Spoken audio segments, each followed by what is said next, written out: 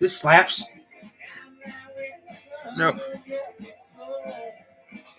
Let's see here.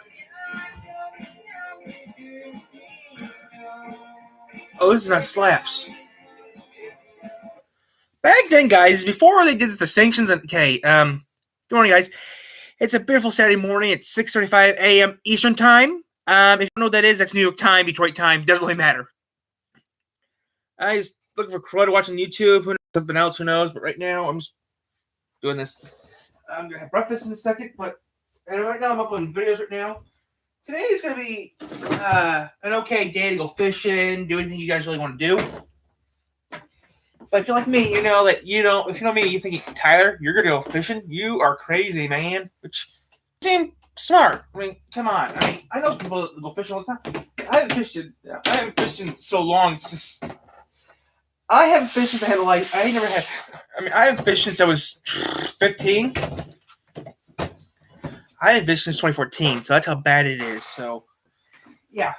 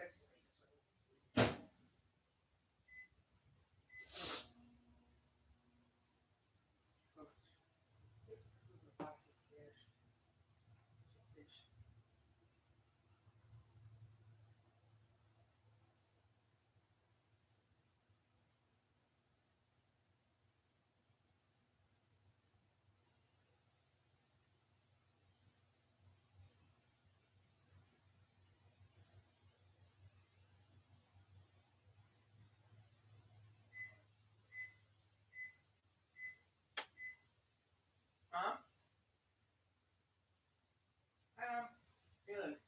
I don't know. Hello? Hello?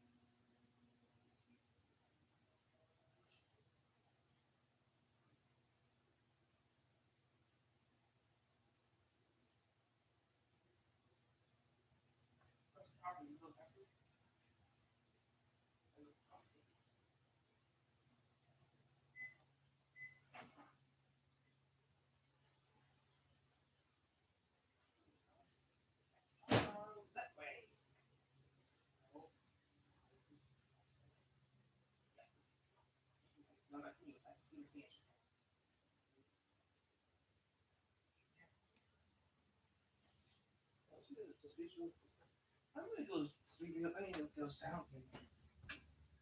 Yeah, I know. Later on, I need to do those videos later on.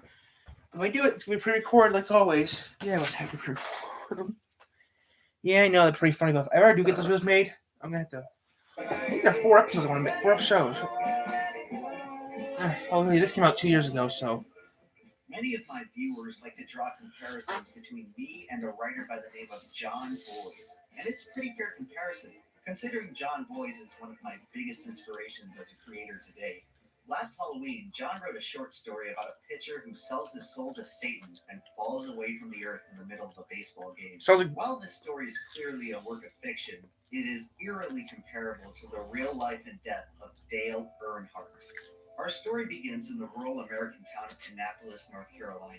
Sometime in the late 1960s, a young Dale Earnhardt drops out of high school and uses what little money he has to start competing at locally sanctioned dirt track races. Earnhardt most likely shares the same lofty, unobtainable pipe dream as all of his competitors, to work his way up the ranks and eventually race in the top series of NASCAR.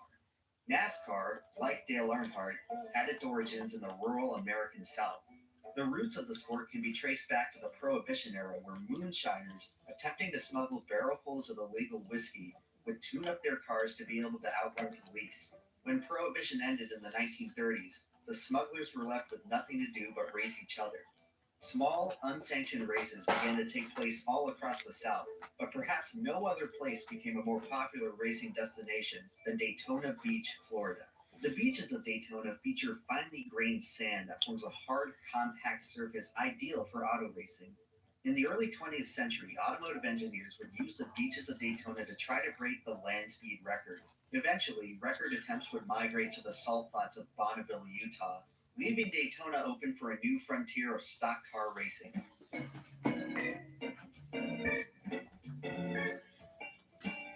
Stock car racing differs greatly from other racing series such as IndyCar or Formula One. These types of open wheel racing feature expertly crafted machines specifically designed to maximize speed and handling. While open wheel machines require an impressive degree of skill and finesse to operate, their design also leaves them very fragile, rendering them virtually unable to contact each other on the track, as even a slight tap can produce a scrapyard of wrecked race cars. Because of this, open wheel racers rarely ever touch, resulting in very clean and fluid racing. Stock cars are pretty much the complete opposite. They're a normal car. Essentially ask the question of what would happen if you bought a car from the dealership and started racing it. Naturally, consumer-grade cars are much more bulky and less aerodynamically dependent than their open-wheel counterparts. This allows stock cars to take much more of a beating while still remaining competitive, leading to a style of racing that is slower but much more durable and contact-heavy. It's a style of racing that started to become wildly popular in the American South. And perhaps no other man was more responsible for the rise of American stock car racing than Bill France. Bill France was a fan of stock car racing since the days of his youth in the roaring 20s, where he would skip school to drive laps in his parents' Model T. When the Great Depression struck, Big Bill would flee to Daytona with less than $100 to his name. But he was able to stay afloat by racing cars on the beach.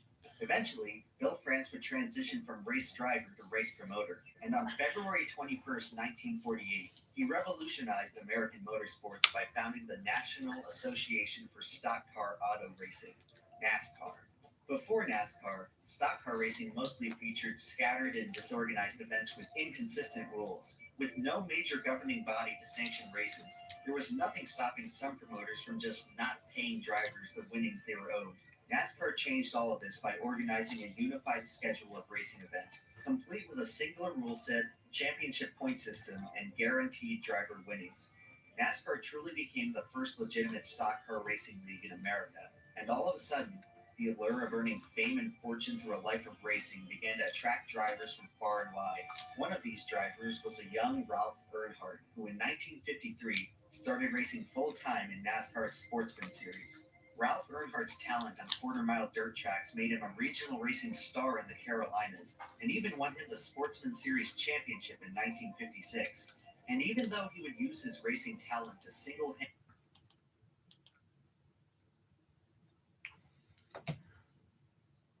who in 1953 started racing full-time in NASCAR's Sportsman Series. Ralph Earnhardt's talent on quarter-mile dirt tracks made him a regional racing star. You think? I do think. You know, ankle slaps.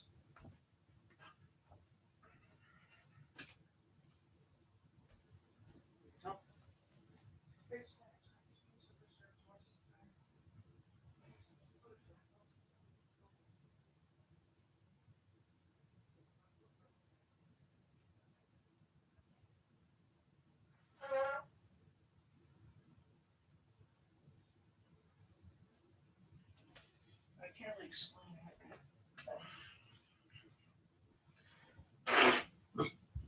I need to learn to Slaps and tell him, hey, Slaps. I think there's a pic from I think I got some pictures. Can't confirm. The Carolinas, and even won him That could the be Air Race Sportsman Speedway. Series championship in 1956. And even though he would use his racing talent to single. Okay, I need to write me a little ticket to remind myself to write the Slaps. Tell, hey, this is what I think someone has uncovered footage of our air. If you want to know more, I will tell you as soon as I get fake it confirmed. I think we're over the Air Race Speedway. I think I covered some. Oh, that's right. All my papers in that one book is in that book. Shit. Hey, so notepads on here. Should be able to find one of them. Oh, there he goes.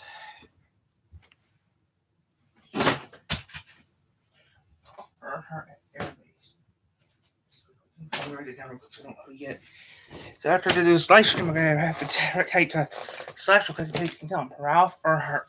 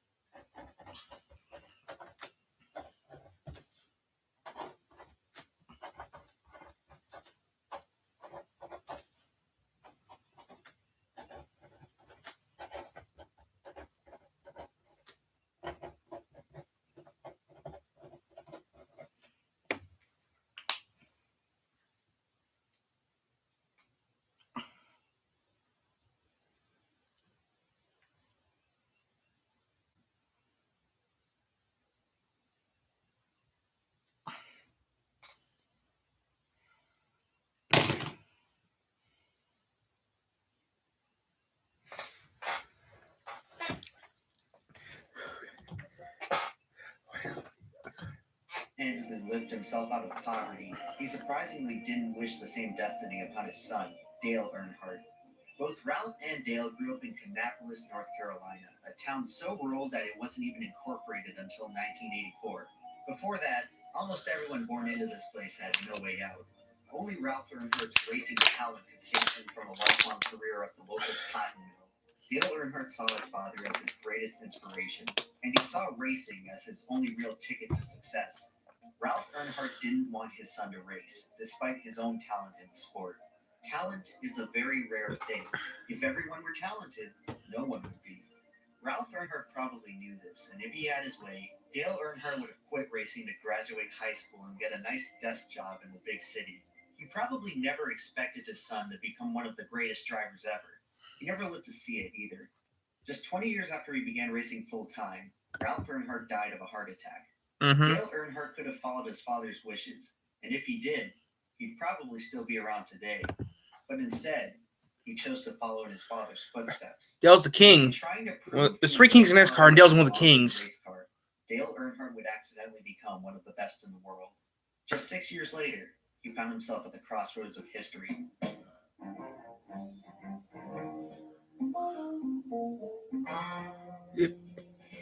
Daytona. TV. First televised race ever. First televised race. Even at the very beginning of Dale Earnhardt's rookie season in the NASCAR Winston Cup Series, his talent was undeniable.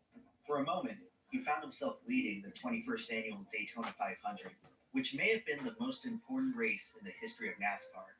Daytona International Speedway is quite possibly the greatest arena ever constructed by man. The scale of this place is difficult to describe, but let's just say it's big enough to be sunny on one end and stormy on the other.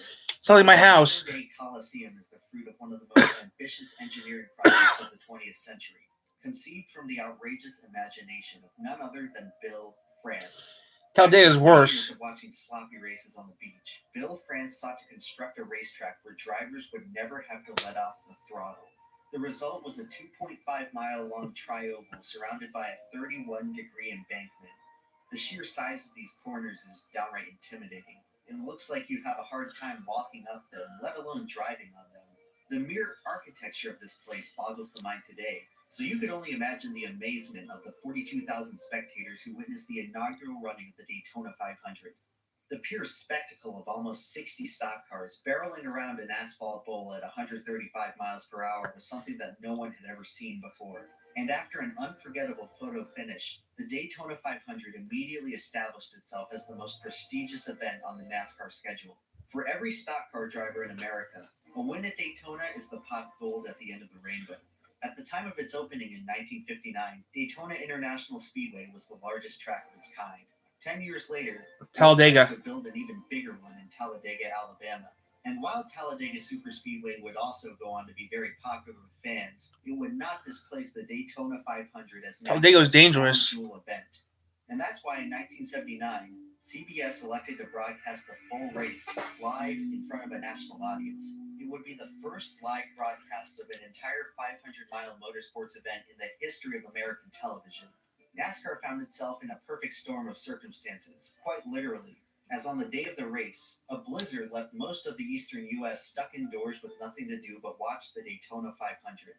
An estimated... Back then, there's only 3 stations back then. NBC, CBS, and ABC. That's it back then. Driver by the name of Dale Earnhardt leading the race. While his father dominated on short tracks, Dale Earnhardt would find his greatest success on the big ones, even though they would also provide him with his greatest turmoil. He didn't know it at the time, nor did anybody else watching, but Dale Earnhardt was cursed. This is the story of a person and a place, a racer's relationship with a racetrack. This was merely the first chapter of Dale versus Daytona. Earnhardt would go on to finish 8th out of 41 drivers in this race. That's not bad. For his very first attempt at NASCAR's most coveted prize. Dale Earnhardt's rookie effort would be... Oh, Floyd was a third? Okay. However, as everyone's attention was instead drawn to perhaps the greatest finish in the history of NASCAR. Donnie and Cal Yarbo.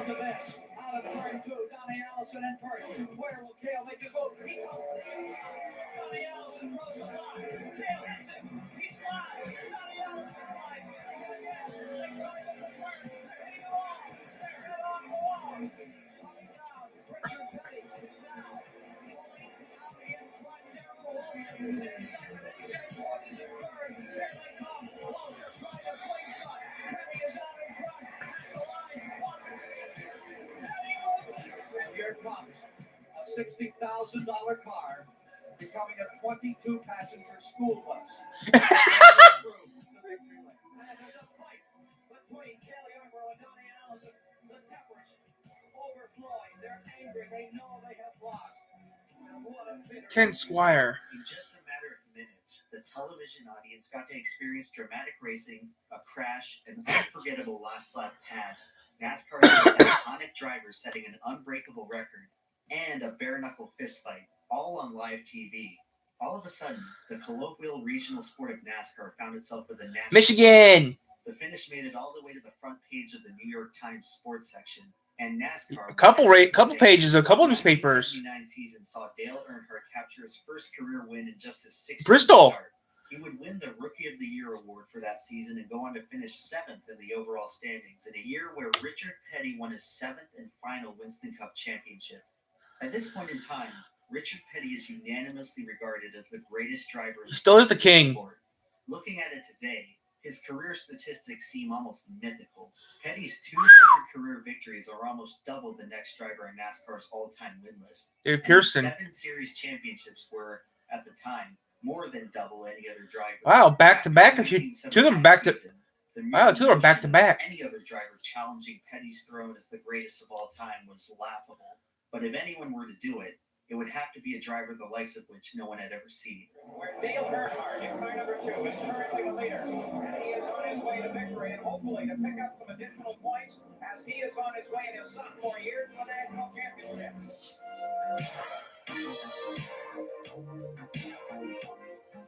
In 1980, Dale Earnhardt shocked everyone by winning the Winston Cup Series championship in just his 2nd full-time season. Only the 15th different driver to achieve the title of NASCAR champion. Already in his young career, Dale Earnhardt had joined some elite company, but he would soon learn that even when you're great, you're still a long way from the best.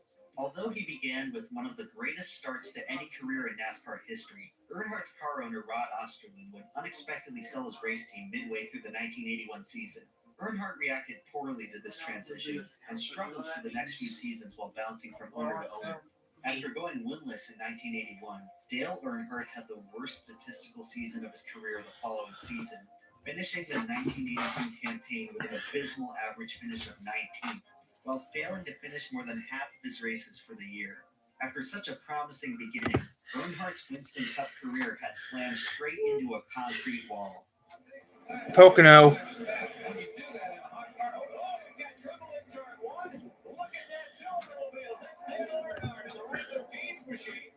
One of Earnhardt's 18 DNFs for the season resulted from a violent crash at Pocono that sent his number 15 Ford skidding on its roof down the embankment. I thought those Chevys. The accident would fracture his kneecap, but it wouldn't stop the scrappy Earnhardt from racing the very next week at Talladega, where he would suffer another hard crash. This was surely the most trying time of Earnhardt's racing career. Many at this time began to wonder whether Earnhardt's 1980 championship was just a fluke. But Dale Earnhardt was not like the other drivers. He wasn't racing for the fame or the fortune. He was racing to prove that he belonged. He was racing to prove himself to his late father. And when a man is dead set on accomplishing an impossible task, he will never stop chasing it. When faced with the lowest moment of his career, Dale Earnhardt did what he always did. He waited for an opportunity and pushed forward.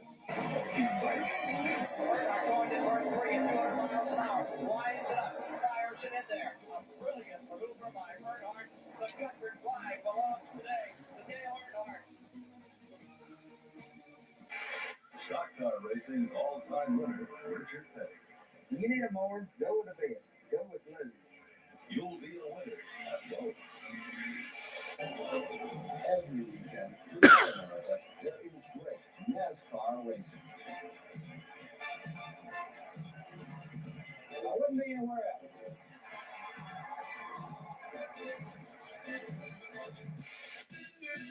Now our sponsor. Press start now.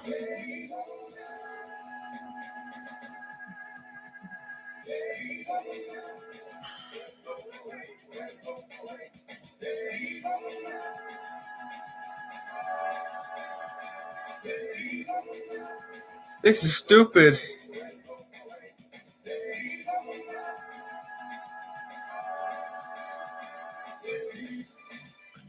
This is stupid.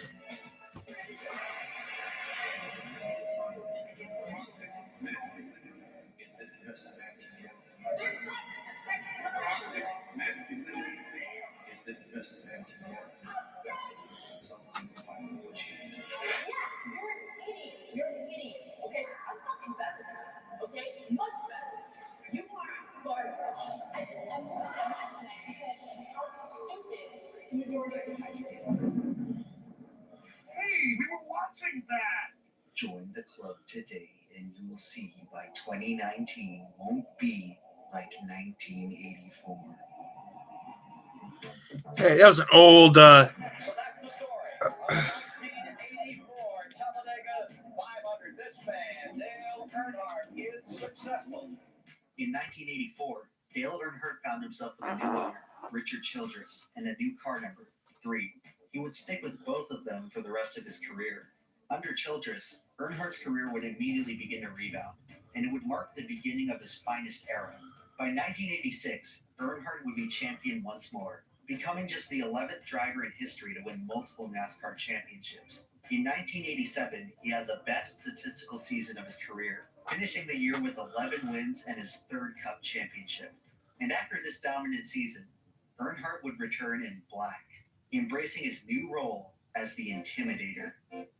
Now would probably be a good time to explain what exactly made Dale Earnhardt such a potent racer. Well, Dale Earnhardt first learned his racing style from watching his father slide around on dirt tracks, and he never really unlearned it. Remember earlier how I mentioned that the durability of stock cars allows them to more easily bump into each other? Well, Dale Earnhardt would take this idea and turn his vehicle into a weapon. Earnhardt would make frequent use of the bump and run, a racing tactic where a driver uses the inertia of their own car to move other drivers out of the way and advance their position. It's a maneuver that's practically unheard of in open wheel racing because it's really only possible in a series like NASCAR. Even within NASCAR, the bump and run is still a highly controversial move. Racing purists consider it a dirty tactic, as it detracts from the skill of outlining your competitors. Other fans view it as a valid and necessary part of stock car racing, considering it's a viable strategy that's not against the rules. Your outlook of this issue most likely determined whether or not you were a fan of Dale Earnhardt, as his frequent use of the bump and run quickly made him one of the most polarizing drivers in NASCAR, and his notoriety would only grow as he became one of the most dominant drivers in the sport. For many drivers, nothing was scarier than seeing Dale Earnhardt in your rearview mirror. If you saw the number 3 Chevy behind you, you would either get out of his way or he would make you get out of his way. For many years, Earnhardt was NASCAR's greatest heel. It's not fair, and they try to race nice and clean. You know, the thing of it is, you go out, you run as hard as you can all day long, and then him trying to cut you out and outrun it, that ain't the way I was running this race. I guess what they are insinuating, don't go run into Dale Earnhardt. If you weren't an Earnhardt fan, it was probably very easy to hate him, because there was a good chance you could recall a time when he wrecked your favorite driver. Despite Earnhardt's tendency to enforce his will upon other drivers on the track, he certainly had his fair share of supporters. Dale Earnhardt raced in real life how anybody races the first time they pick up a NASCAR video game. The other drivers were just obstacles separating him from first place. Many fans found Earnhardt's cavalier style endearing and relatable. He would struggle and claw for every single position, much like how many fans in the poor American South had to struggle for every paycheck. Who cares if he bangs up some other cars? He's just trying to win like the rest of them. An uneducated small-town hick with no other prospects trying to turn lemons into lemonade. For anyone stuck in rural America, Earnhardt represented the way out. Standing outside of his car, Earnhardt was just like them. But as soon as he stepped inside that black number 3, he transformed into a racing god. A lot of Earnhardt's detractors pointed to his racing style as an unfair crutch. But eventually, for anyone watching long enough, his talent was undisputable. And Earnhardt loses it, goes over the grass, comes back, and Earnhardt still got the lead. Incredible. Although Dale Earnhardt remains one of the most memorable NASCAR drivers to this day, he was never the most popular driver. That distinction belonged to Bill Elliott. You know, the thing of it is, I have been not the aggressive driver all my life. You know, I've tried to give and take with the He raced till 2002. Wow. Touch off that fast and that obvious. It's time to take the other cheek. Austin Bill from Dawsonville, Georgia, was in many ways a foil to Dale Earnhardt. He, too, came from a racing family and rose to prominence in the 80s as one of NASCAR's best. The soft-spoken and humble Elliott contrasted heavily with the outspoken and brash Earnhardt. Whereas Earnhardt would gain notoriety for his combative racing style, the name of Elliott's game was speed. Over the past decade of NASCAR, the overall speeds of the race cars had gradually risen. Oh, that's right. Billy Elliott was a world record. 212. Daytona and Talladega. In 1984, Cale Yarborough became the first stock car driver in history to set a 200-mile-per-hour qualifying lap at Daytona. The very next lap, he would lose control and total his race car. As the speed crept upwards, the drivers crept ever closer to the edge of control. Despite the newfound risk, NASCAR's top speeds continue to climb. With each new superspeedway event, engineers and crews would roll out ever so faster cars. Didn't Bill Elliott do 212 at one time? 1987, no car was faster than Bill Elliott's red and white Ford Thunderbird. Perhaps his most stunning achievement came in the 1985 212. 500, when Elliott cut an oil line and fell 2 laps behind the leaders, only to make up the entire deficit under green and win the race. His car was simply that much faster than the others. In modern times, nobody has monopolized NASCAR racing like Bill Elliott. He is racing around this season faster than a person throwing double sixes. 2 years later at the same event, Bill Elliott would set NASCAR's all-time speed record, 212.8 miles per hour. The record, no one's beat that yet. For comparison, the pole speed for the Indianapolis 500 that same year, the fastest open wheel race, was 215. It's also Wow. important to note that, on average, a stock car weighs about twice as much as an Indy car. Okay. There's been a pretty big elephant in the room during this whole video. So far, I've talked on and on about the history of NASCAR, but I've yet to explain why people actually like it. I mean, It's safer. It's easy to cherry pick the sport's most exciting moments, but what about the other 99% of the time is just regular old-fashioned racing? What's the appeal of watching cars go around in circles? Well, long story short, people don't watch NASCAR for the same reasons they watch other sports. You can pick up a football and start playing right now in your backyard. You can't just hop in a NASCAR and start racing people. In order to understand the appeal of NASCAR, we have to talk about soldiers, astronauts, and prestige. Being a soldier comes with a certain amount of prestige. Most people find their sacrifice admirable, but you don't have to search far to find people who disagree. You'd be hard-pressed, however, to find anyone who doubts the prestige of an astronaut. You can talk about intelligence and science degrees and technical skill all you want, but the fact of the matter is that soldiers fight against other soldiers in man-made wars, while astronauts fight against the surly bonds of nature itself.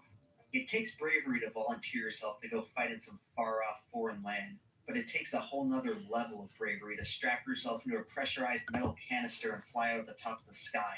Astronauts have so much prestige because they come the closest to kissing the snarling jaws of certain death. There's no denying that war is also deadly, but humans have been fighting and killing each other since the dawn of man. It's easy to understand the nature of warfare.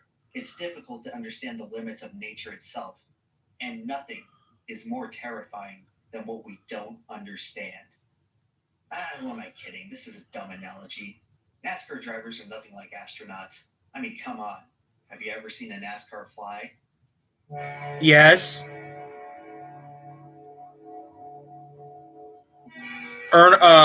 Edwards. In the race immediately corresponding with Bill Elliott's record-breaking qualifying lap, Bobby Allison would blow a tire in the tri-oval. The back of his car would lift off the ground and sail into the catch fence at nearly 200 miles per hour. It read the Turns out that if you spin a car sideways at a fast enough speed, the aerodynamics will force the car aloft like the wing of an airplane. In the 1987 Winston 500, the 210-mile-per-hour pace was enough to lift up Bobby Allison's 3,500-pound race car like a piece of paper. For a brief, surreal moment, all of NASCAR stood still. By pure chance, Allison's left front fender clipped the wall the instant before the back of his car hit the catch fence, which redirected the momentum of his car away from the spectators. Had Allison spun at just a slightly different angle, we could have witnessed a tragedy on the scale of the 1955 Le Mans disaster, where an out-of-control race was projected into the stands at a very high speed. 83 spectators were killed in the catastrophe, leading many European nations to place a temporary ban on all motorsports. To this day, it remains the deadliest accident in racing history. Worst one with Cuba? Allison's car had sheared a 100-foot gap in the protected Red flag. And NASCAR fans found themselves staring into an eerie window of what could have happened. Miraculously, only 5 spectators were injured, and no one was killed. The line between driver and spectator had been severed, and it could have ended NASCAR entirely. Fortunately, NASCAR would make good use of their second chance, as the era of speed came to a permanent end.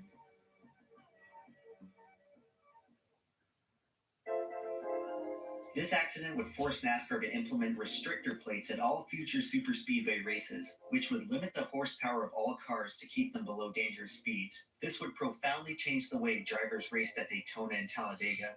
Gone were the days of Bill Elliott making up 5 miles under green. Restrictor plates made it so that cars could no longer pull away from each other, instead emphasizing the attractive effects of slipstream. Simple racing moves such as passing were now drastically altered, as timing and aerodynamics were now much more important than speed and handling. Restrictor ate it all up. It made everybody the same speed, and that made it probably more dangerous than when we were running 210. Naturally, many drivers were unhappy with this new change, and no driver hated restrictor plate racing more than Dale Earnhardt, which was a little odd considering he was the best restrictor plate racer on the planet.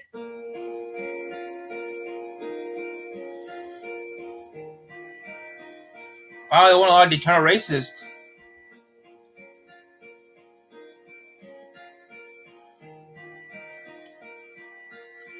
Damn, he got a lot of wins in top 3s, top 10s actually. Okay, Talladega sucked it. Wow.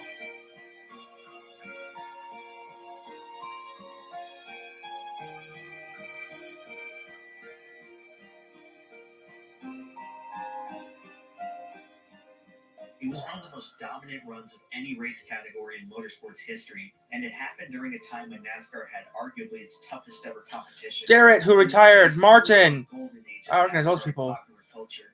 Attendance and television ratings steadily rose as movies like Days of Thunder drew intrigue from across the nation. Days of Thunder. Brands and TV networks were lining up to capture their own slice of the booming NASCAR scene. TBS. NASCAR had gone fully national, and it had ABC. fundamentally transformed itself from a simple showcase of ESPN. speed in the prior decade. The sponsors, drivers, tracks, and cars had all changed, but one thing remained the same.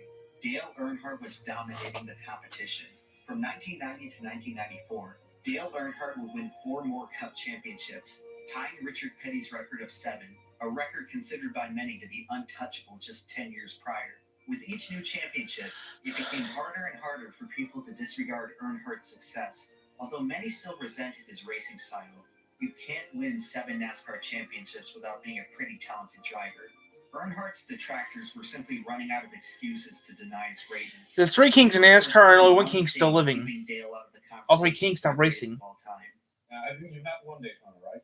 I've won Daytona in the firecracker race in July, but I haven't won the Daytona 500. That's like the Super Bowl race for us. February 19th, 1989. The Daytona 500 belongs to Franklin, Tennessee's Darrell Walker. Back in a second.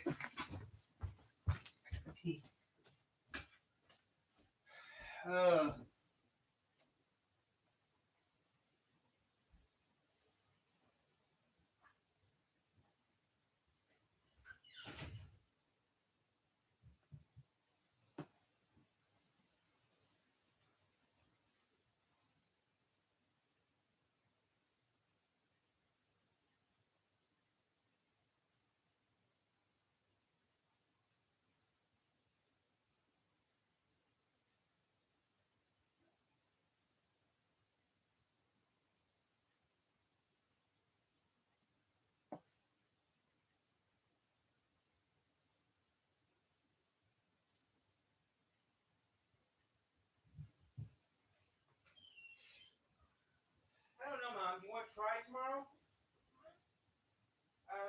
Question. So want to Richard today? Richard having today. Some kind of downtown thing in Pittsburgh. So I said, I think I mean Richard today. Oh, then you try to go ahead and see him. Is he open? Is he in the office? He was in Pittsburgh. I found out what's going on at Blue Summer Park and what's so expensive.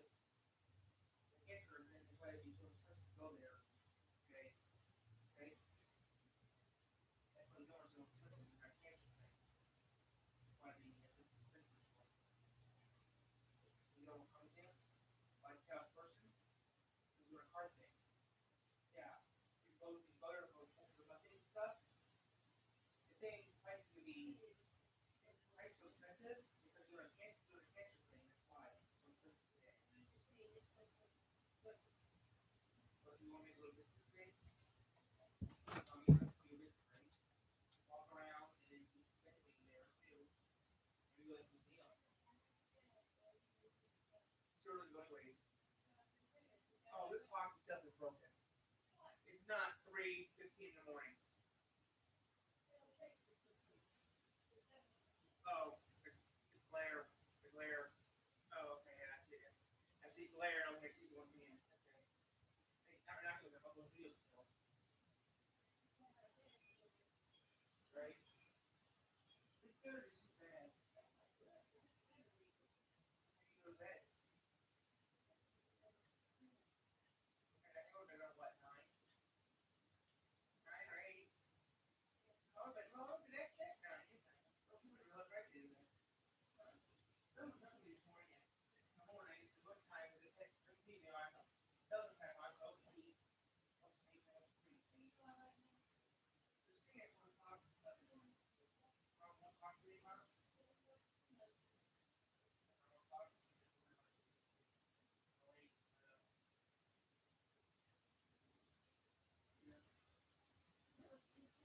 So if you want to do that,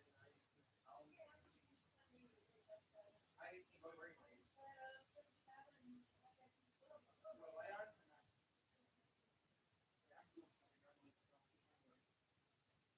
All right, I need to go send some more. Which I'll do later.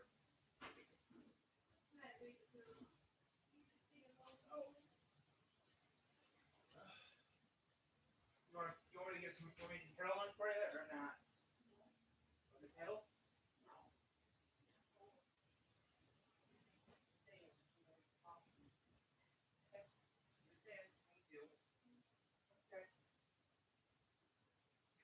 Go back to our room then.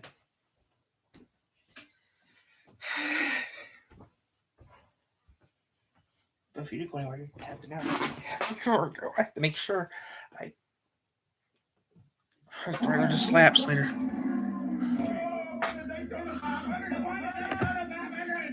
1989, Darrell Waltrip won his first and only Daytona 500 in his 17th attempt. At the time, he was considered the best driver to never win it, and after he did, everyone was left to wonder about the next best driver to take Waltrip's place. Immediately, many thought of Dale Earnhardt, who had yet to win the Daytona 500 after 11 tries.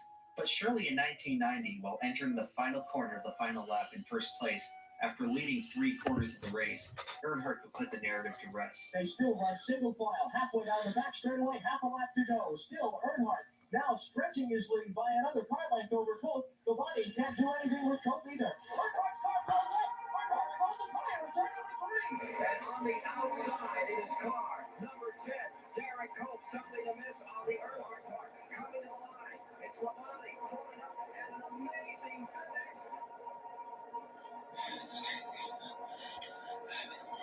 Dale, what the heck happened on the last lap? We ran over some debris and cut a right rear tire down, David. Just a quarter of a lap away from victory. I can say one thing though. In 1991, Earnhardt would damage his car after hitting a seagull, forcing him to pit. He would battle all the way back to second place before crashing with 2 laps to go. Dale Earnhardt fails to win the Daytona 500 again. In 1992, Earnhardt would get caught up in a crash that wasn't his fault. A newfound consequence of restrictor plate racing were massive crashes that would often wipe out over a dozen cars. After a while, these crashes seemed almost inevitable due to the extremely close pack racing that now resembled rush hour traffic, but at 190 miles per hour. One slight error by a single driver could spark a chain reaction that would take many cars out of the race. It was one of Earnhardt's main reasons for hating restrictor plate racing, and he would fall victim to it numerous times. In 1993, Earnhardt would once again lead most of the race, only to finish second after Dale Jarrett passed him on the final lap. After a 7th place finish in 94, Earnhardt would finish second again in 1995, and again in 1996. Later in the 96 season, Earnhardt would suffer a horrific-looking crash that sent his number 3 Chevy tumbling down the Talladega front stretch. Dale Earnhardt attempting to walk to the ambulance as he walks away from one of the worst incidents in his racing career. While it was known that Dale Earnhardt hated restrictor plate racing, it was starting to look like restrictor plate racing hated him. All those frustrating years of Earnhardt were so close, so many times, but it should have been his, and it wasn't. For get the right help, we're at the right place at the right time. It's like I just told Richard. I said, "What do you think? You know him better than I do."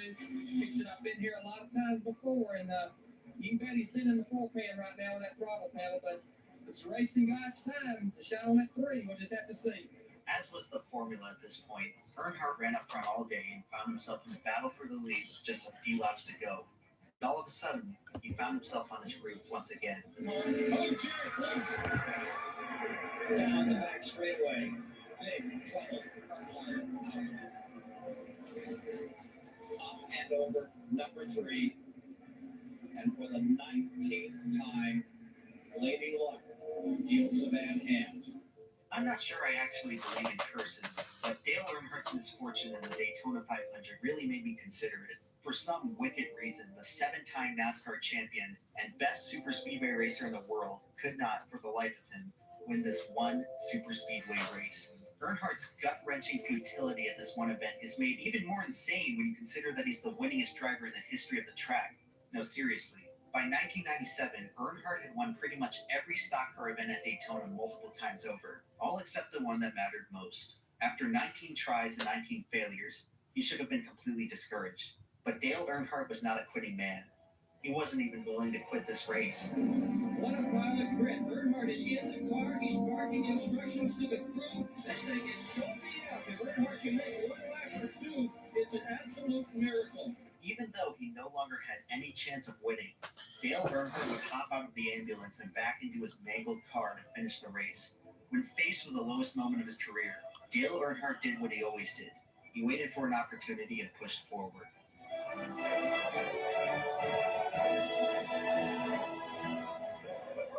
a benefit. There's a slow car up ahead, and there's trouble coming off of turn 2. So far, get trailer. It might be this. Whoever gets back to the start finish line to get the line of the hill together. 20 years of trying, 20 years of frustration. Dale Earnhardt will come on collision flag to win the Daytona 500. Finally, every man on every crew has come out to the edge of pit lane to congratulate the man who has dominated everything there is to win in this sport, except this race, until today. They used to boo Dale Earnhardt when he was winning too much. That'll happen if you dominate any sport. But today, when they introduced the Intimidator, the crowd was full of cheers. For all them race fans and all them people have been saying, Dale, this is your year. Dale, this is your year. And boy, a lot of them said it this year. The Daytona 500 is ours. We've won it. We've won it. We've won it.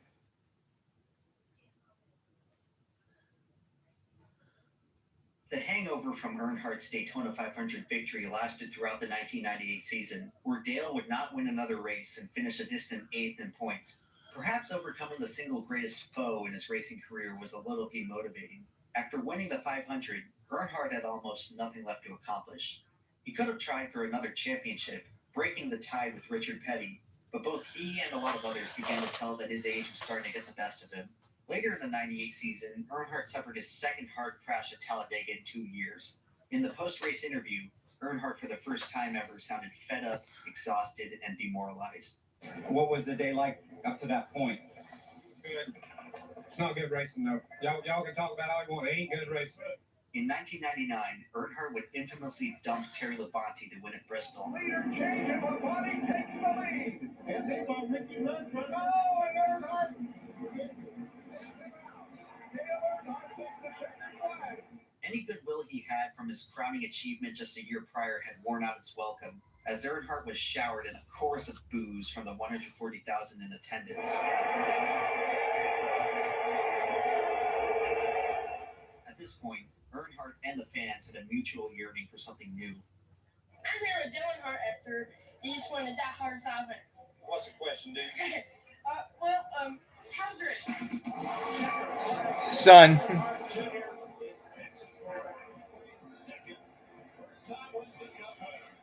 While Dale Earnhardt never achieved his dream of racing alongside his father, he was able to race alongside his son. Dale Earnhardt Jr. made his full-time Winston Cup debut in 2000 under his father's own race team. Dale Jr. captured his first career win in just his 12th overall start, almost 21 years to the day of his father's first win. In Victory Lane that day, Dale Sr. appeared to take more pride in his son's accomplishment than any of his own. Racing with his son seemed to renew Dale Earnhardt's sense of purpose. Some would say that's all he ever really wanted, to race side by side with his own flesh and blood. And although the aging Earnhardt was nearing the end of his career, he would still make you think twice about questioning his greatness.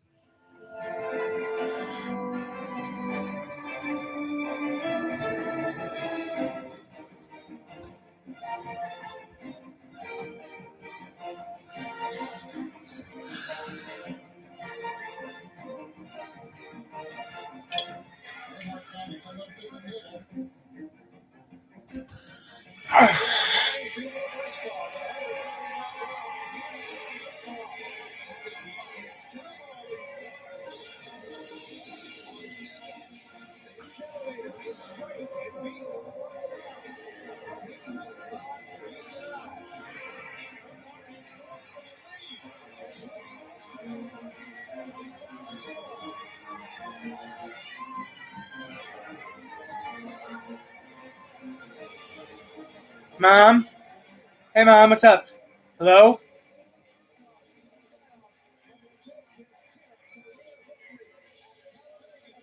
Legend has it that Dale Earnhardt was so good at restrictor plate racing because he could see the air coming off of the other cars and used this ability to perfectly time his passes. Dale Earnhardt's 76th and final career win came, fittingly, in a restrictor plate race at Talladega.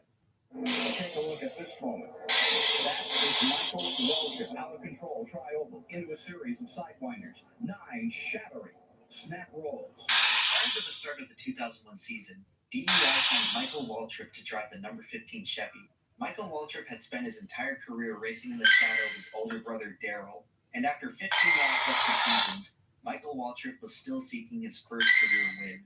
Dale Earnhardt believed in Michael, however, and he would open 2001 racing not just with his son, but with his team. I think all of you know what happens next. It was probably the only thing you knew about Dale Earnhardt. On one February afternoon, That's when I started watching NASCAR was in 2001. Because we didn't have because back then it was in cable, so you couldn't watch it back then.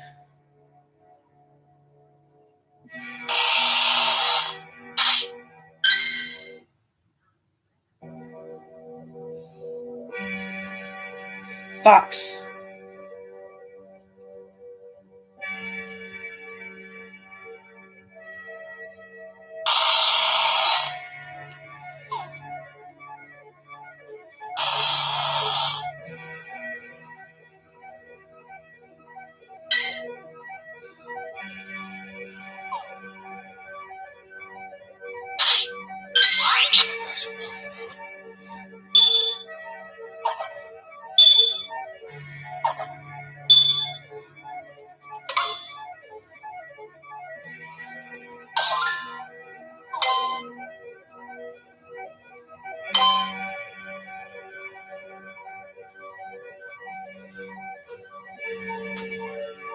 Oh, don't piss, man. Peak.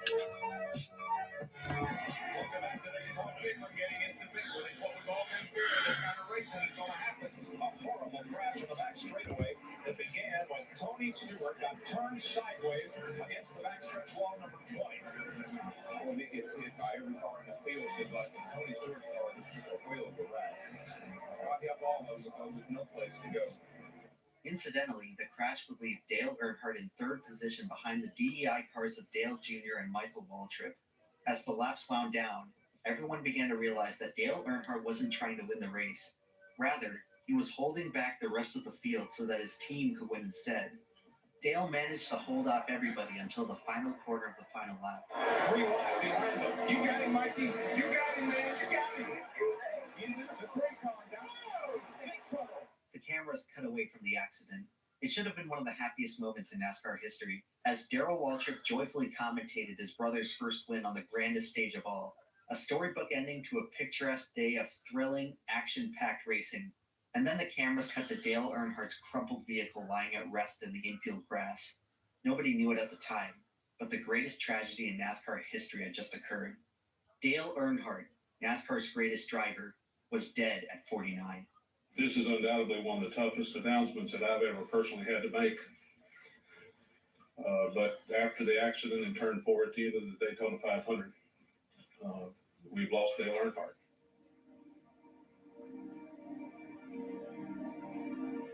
The official cause of death is listed as a basilar skull fracture sustained as a result of blunt force trauma. When Dale Earnhardt struck the turn 4 wall, he died instantly. Looking back on it all today, it's hard to believe it even happened. Dale Earnhardt was NASCAR's Iron Man, the toughest driver in the sport. He hadn't missed a race since his rookie season. He walked away from this and this. Why did he die from this? How did no one die from this crash earlier in the race? Well, at over 190 miles per hour, destinies can be profoundly altered by a matter of inches. NASCAR's greatest tragedy was avoided by inches, and NASCAR's greatest tragedy was caused by inches. In the lap 173 crash, Dale Earnhardt was just inches away from getting collected. Ironically, if Earnhardt had just been a little less fortunate here, it's likely that he would still be alive today. I remember him coming on there, and I can't remember if it's before or as soon as the wreck happened or during the red flag, but he said, Richard, if they don't do something to these cars, it's going to end up killing somebody. Dale Earnhardt was always aware of NASCAR's darkest secret. He just never imagined that he'd be the one reminding everyone of the truth. NASCAR is caked with the blood of dead drivers. The reason Adam NASCAR Petty died. was because it was deadly. Adam Petty died from a car accident, not driving. But it was mutually understood as an inherent risk of gliding around in a 3,500-pound hunk of metal at 190 miles per hour. Every few years or so, a driver would unexpectedly die in a race. Ned Bonnet. Since the very beginning of the sport, this was the dark reality in the back of everyone's mind. You never wanted to see it happen, but when it did, you accepted it as inevitable and moved on. Dale's death was very different, though. Many racing fans still haven't moved on. It was just too painful. The biggest icon in racing dying in the middle of the biggest event. Imagine if Michael Jordan died during the NBA Finals, or if Tom Brady died during the Super Bowl. This is what it felt like watching Dale Earnhardt die in the Daytona 500. What do you want, Whistle? It's the single worst tragedy in the history of American sports.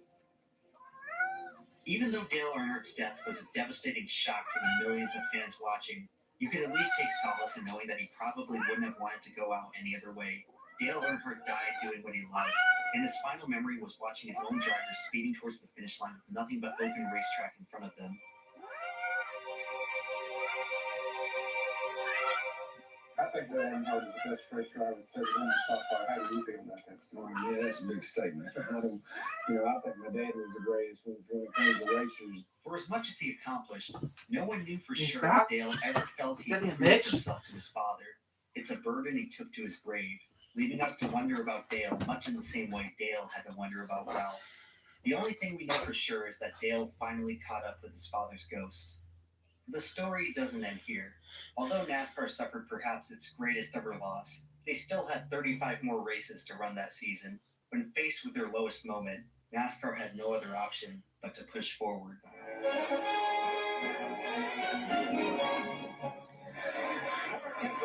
It was on FX. It was on Fox. I remember watching it. It wasn't on FX. It was on Fox, not FX.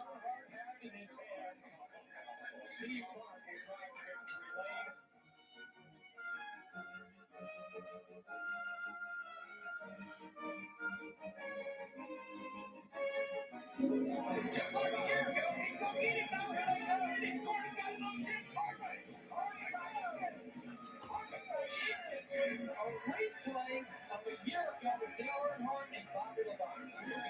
Kevin Harvick, as the fans saluted Dale with number 3 on the dark lap, Kevin Harvick salutes him on the way to victory lane. Without him, not going to hang out yet driving around here. What could be more fitting? What could be more special?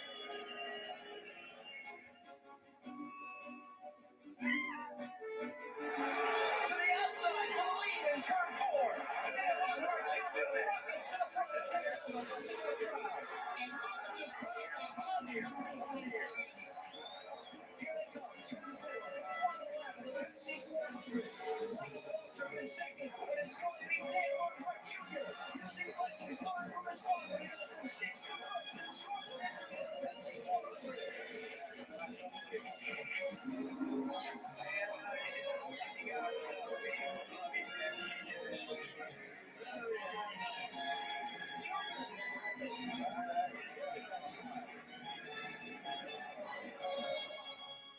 most cathartic moment in NASCAR history. Dale Earnhardt Jr. would win at the track that took his father's life just 5 months earlier. For many fans, this win was enough to heal the wounds from the tragedy of that year's Daytona 500. Some fans thought this finish was literally too good to be true, and that NASCAR rigged it. A compelling theory until you consider the years of DEI restrictor plate dominance that followed. From 2001 through 2003, DEI carried the torch of Dale Earnhardt's restrictor plate prowess by winning 9 of the 12 superspeedway events. In 2004, Dale Jr. would achieve what took his father 20 years by winning the Daytona 500 in just his 5th attempt.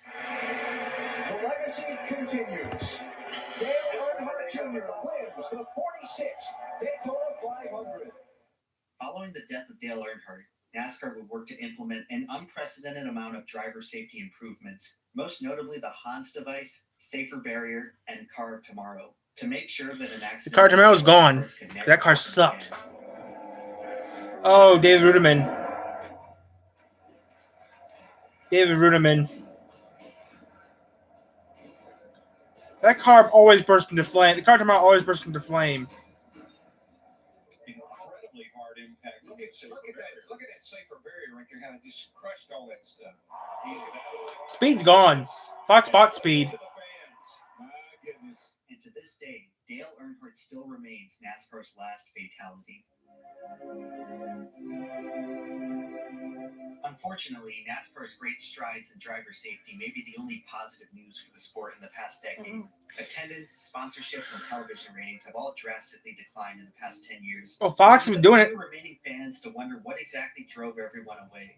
Some people blame the recent mismanagement from Brian France and other NASCAR executives. Some people blame the chase and other gimmicks that have alienated NASCAR's core fan base. Some people blame the lack of interesting or relatable. No, it's Some people blame the recession and how it hit NASCAR's core audience the hardest, preventing them from going to races.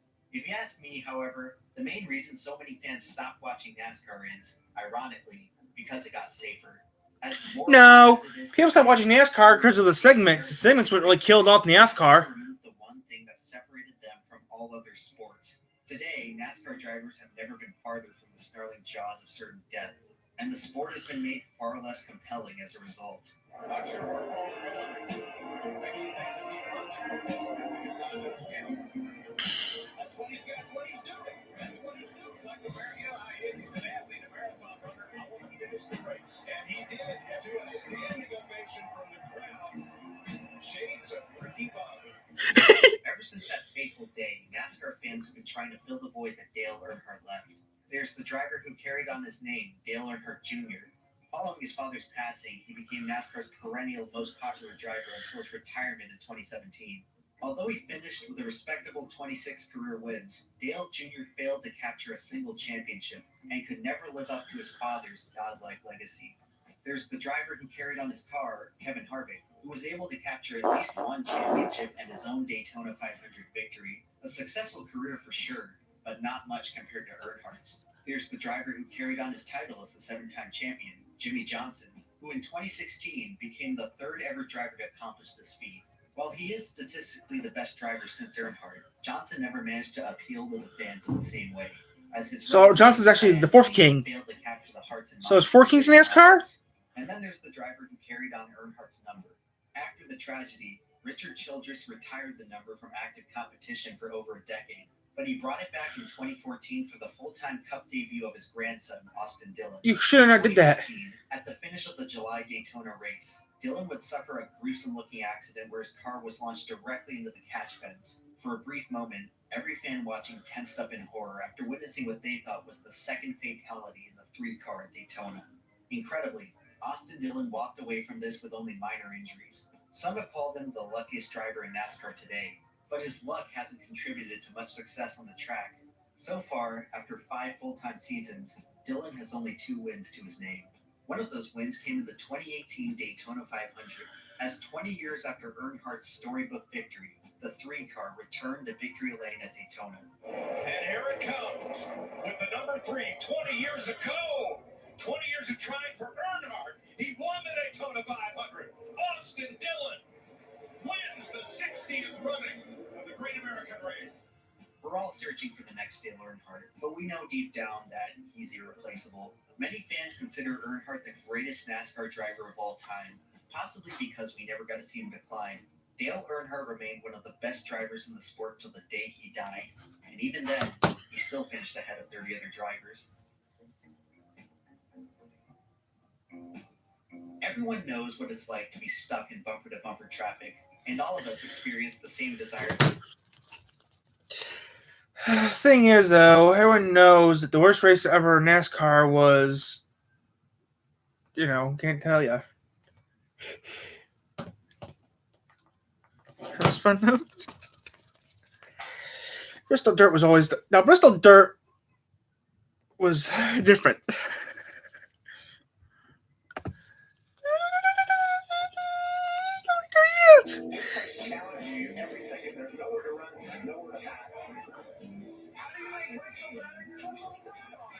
Oh, shit. Cup cars on dirt for the first time in 50 years. I expect these drivers not only to just push their cars to the limit. That's why Chip didn't dread racing. I would have raced.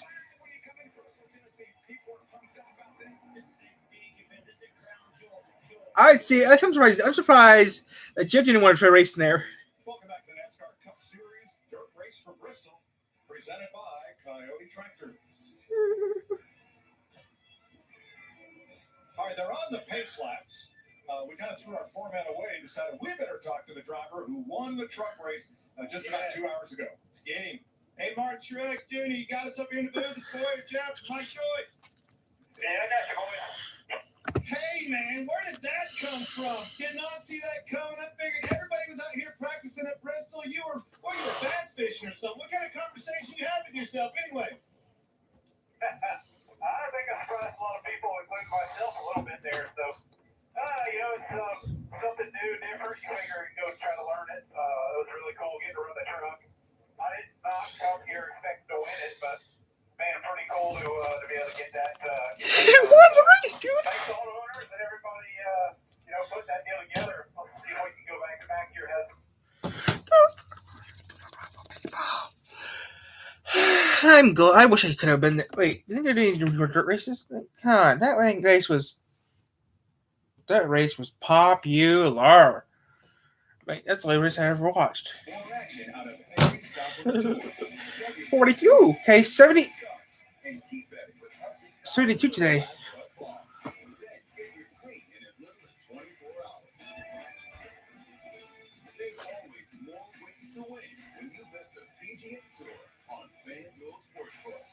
Join today and place your first bet risk-free, up to $1,000 back if you don't win. Tell us we can't, and we'll prove you wrong. Knock us down, and we'll get right back up. Call us risk takers, misfits, bad boys. But we know what we want, and it feels like American muscle. Looks like advanced engineering. It smells like fresh cut grass. Bad boy. Mow with an attitude. They're graduating and looking to make their mark on the world. But is the job market ready for them? Looking for a job is almost a full-time job. The News Channel 3 IG reveals the real challenges new grads face in landing a job. Monday at 11 on News Channel 3. Trust the News Channel 3 Weather Alert Network to protect and alert you.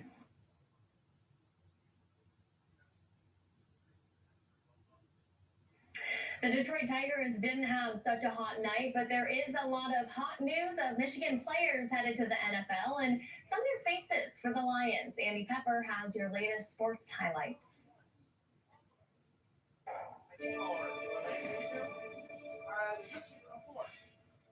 Good morning, everybody. What a long, strange trip it's been for Dee Eskridge, who went from a lightly recruited high school athlete to a big play wide receiver / kick returner who not only dominated the MAC this season, but also led the entire FBS in all-purpose yards per game. Eskridge then leaping up draft boards with his standout performance during January's season and the Seattle Seahawks noticed. The Seattle Seahawks select Dwayne Eskridge, wide receiver, Western Michigan. Okay, an asshole. More assholes to pick. And they're an asshole that no one cares about. Okay. YouTube. landings. I could get a hold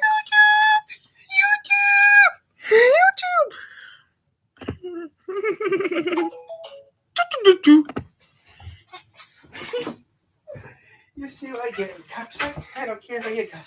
Yeah, it can be a copy strike. Oh, I know it can be a copy strike.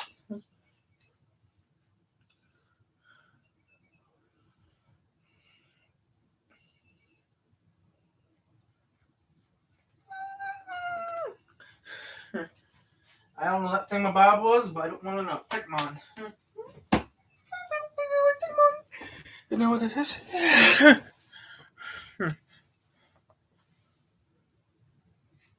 I don't have a hole there. I should have a hole there. Hole on the top and a bot under it.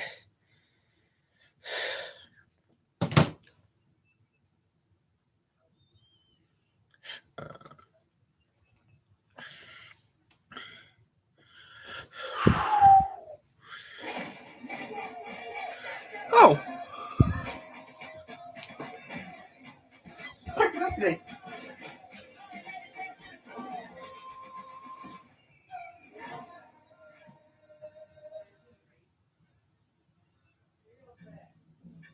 Missing teenager Kate Wallace was rescued today.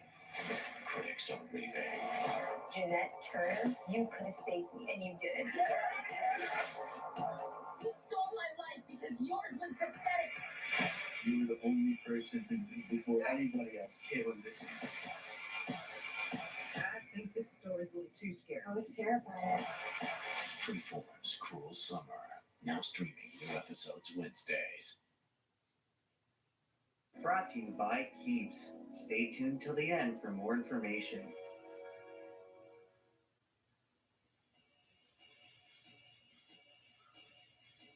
Hey, Meme Sauce. M here.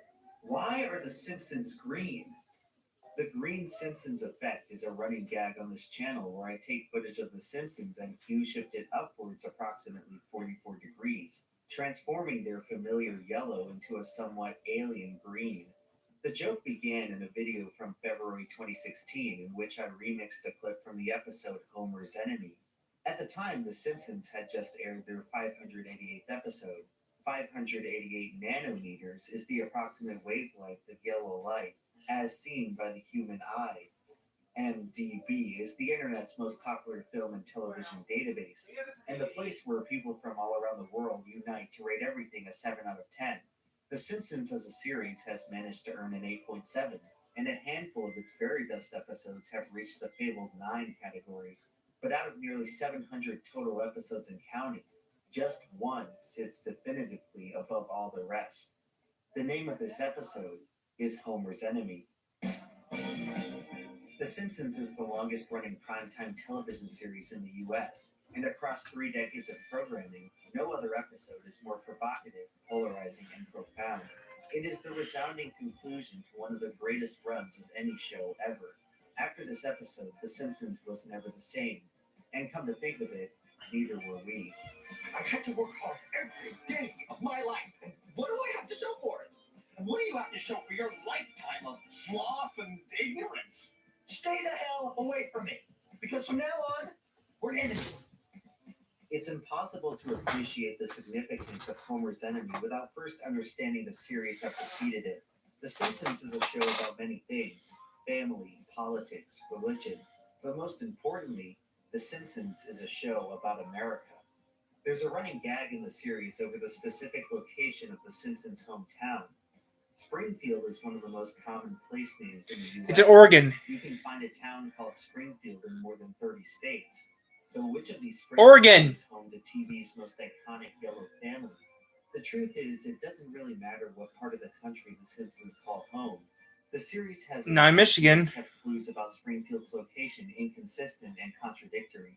Springfield isn't in America as much as it is America. The town represents an amalgamation of American culture, attitudes, Bowling and alleys. institutions.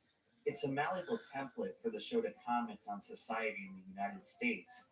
The true location of The Simpsons' home may forever remain an enigma, but in a way, all of us live in Springfield. Oregon.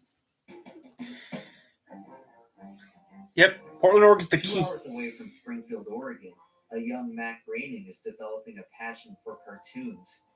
In 1972, he leaves his parents, Homer and Marge, to attend the progressive capital Oh! West, Evergreen State College.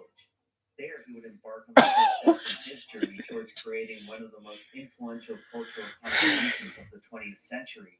But before he could do that, Matt Groening had to enter hell. Hell, Michigan?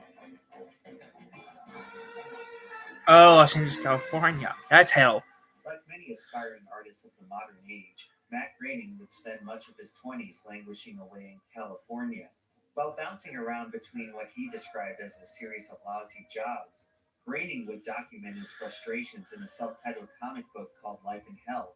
The comic carried much of Groening's youthful cynicism and irreverence, and what started as a set of photocopied drawings shared among friends quickly picked up steam throughout LA's underground art scene.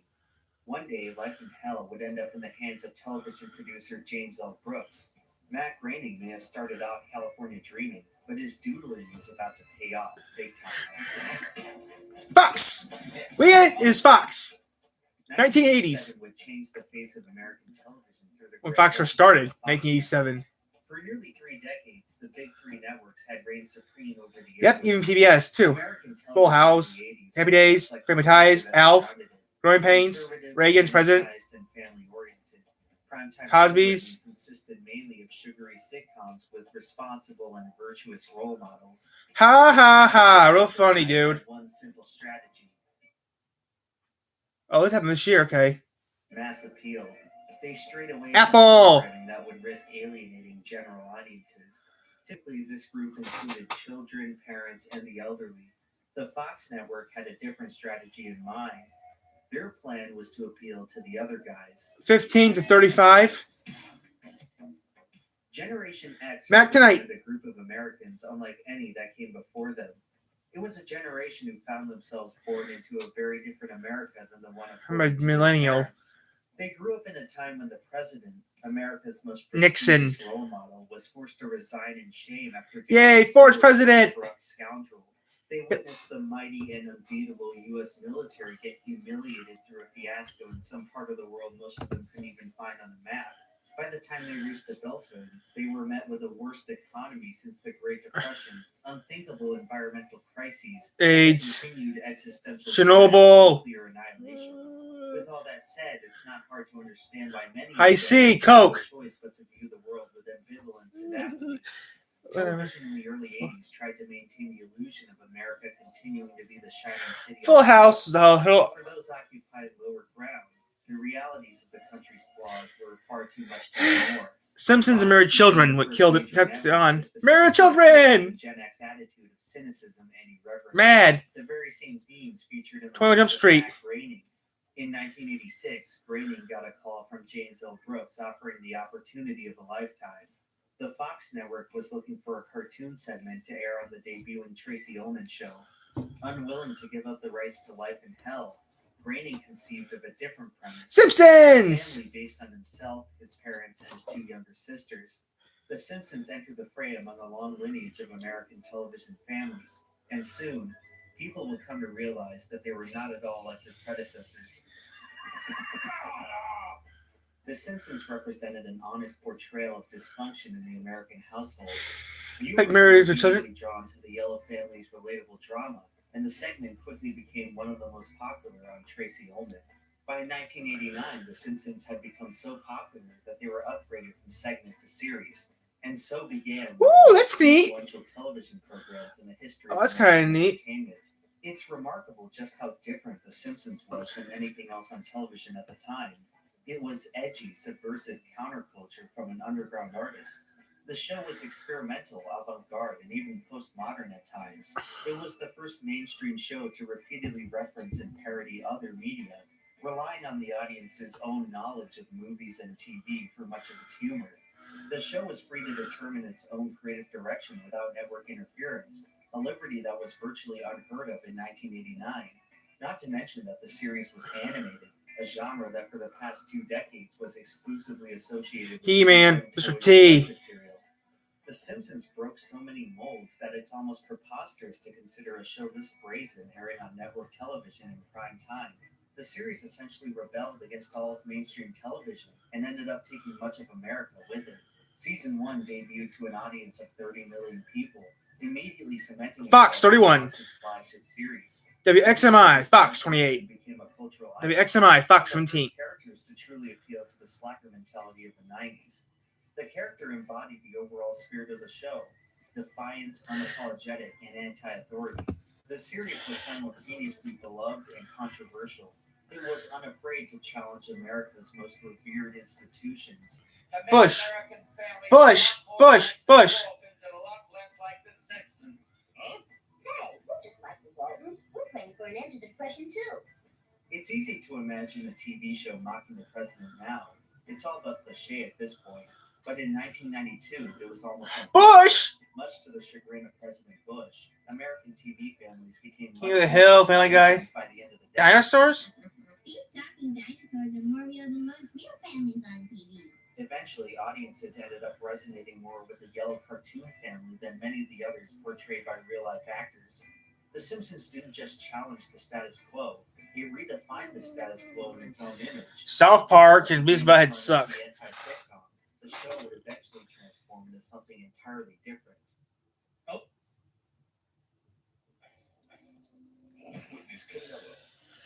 Okay, we're gonna. Where we left?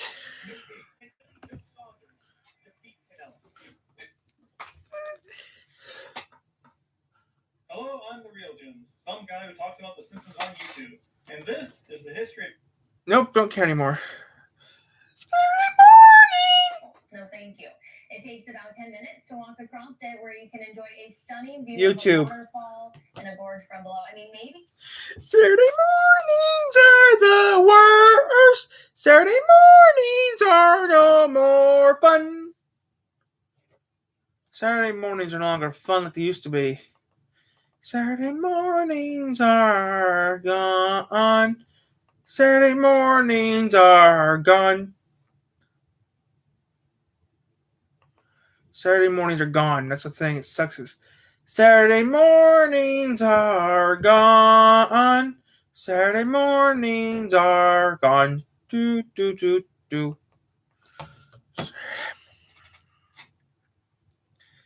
Just sad that Saturday mornings are now gone permanently.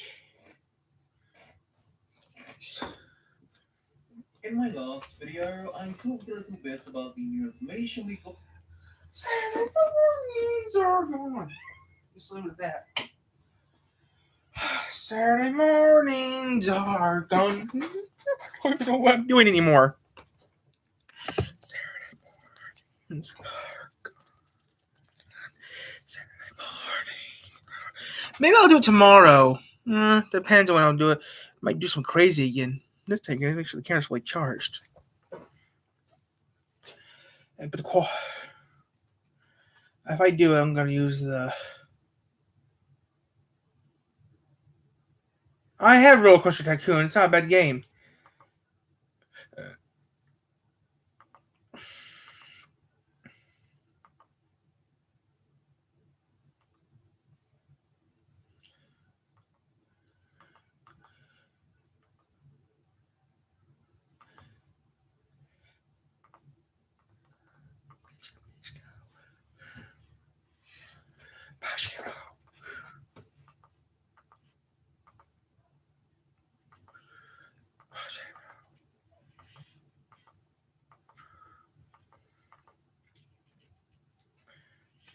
I'm curious. The high video. I'm curious about how high that one video I did was. I'm addicted to this feeling awesome, but so helpless.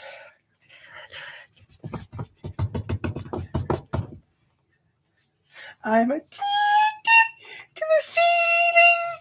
And you like this? That's a lot of wow, 700 views within 3 weeks. That's the highest video I made. So that's the highest viewing video I had within 3 weeks. That's high.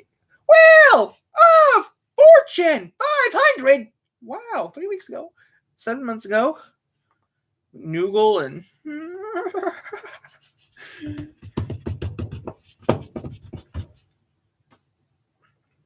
Max and KFC.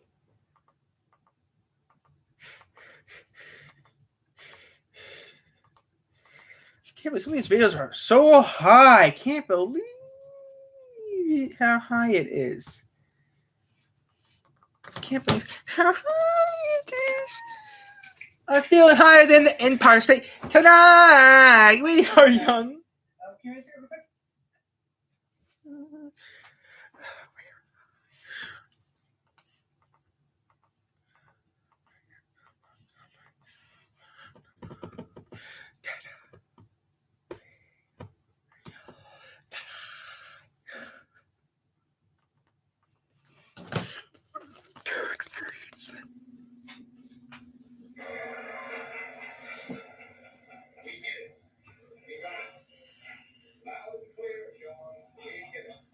It's time for Final Jeopardy. And so this was.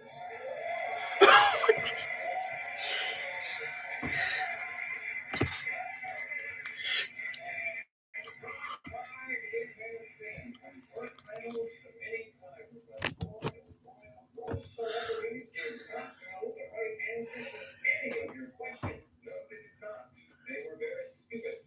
Well, we got that right. Well, two Trebeks. I feel like I'm in a Raisin Bran commercial. Two scoops of truth. I guess it's true. Old married couples do stuff. Okay, please. From all of us to all of you, good night.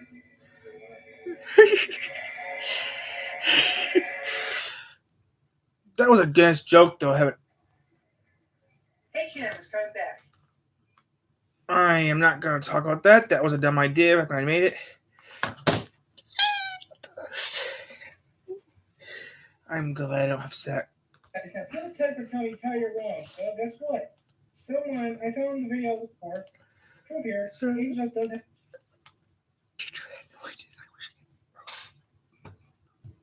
Protected from the virus. The White House will start restricting some travel to the United States from India as the COVID crisis escalates there. Hospitals YouTube.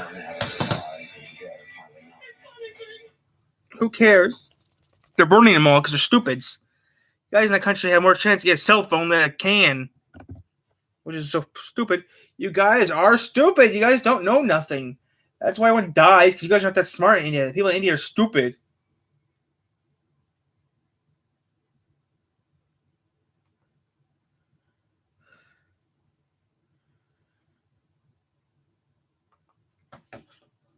If you like watching Kelly Clarkson, you're stupid. If you care about the Indian country, you're stupid. The only person who cares about India is if you live in India. You don't have relatives in India, you don't live in India, then shut up about it. No one cares. India's not that smart anyway. They're stupid. They don't even know how to fix a car in that country. Hoy hoy Springfieldians, and welcome. You don't even know how to fix a damn car in You don't know how to fix a damn car in India. It's their fault they're being stupid. They don't know nothing.